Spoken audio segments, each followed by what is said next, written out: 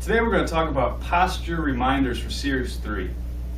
Now, this is very, very important to make sure that you're doing fundamentals, holding it right, everything with playing the violin. Now, we've talked about these before in previous series, but today we're going to remind you on some of these things to make sure you're doing them correctly. First thing, bow grip. So how am I holding onto the bow?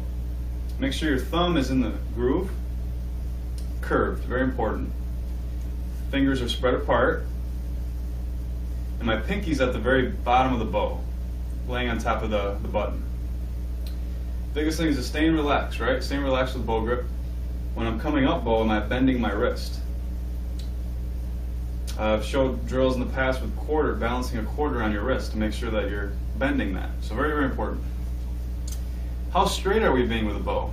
Without seeing from this angle, it's really hard to see from where you're at here. So I would suggest, doing mirror practice, watching how straight is my bow right now. So very important. Instrument position. Make sure that you're holding your violin up and don't have it droop down like this. Bad habit to get into. You're fighting gravity that way, right? Make sure you're holding it up mainly with your chin and shoulder, but a little bit also with your hand. And I'm jumping to the bottom one here, but thumb position. Make sure that your thumb is even with where your first finger would be. Very, very important. Next thing is your elbow movement. So when you're playing the violin, make sure when you're on the D string that your elbow is right about here. When I go to the A string, it's coming down a little bit to this position. E string elbow, right at the side.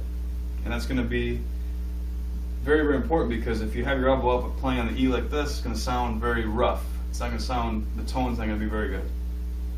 So E, A, D, and then also G is up here. And don't get it too high.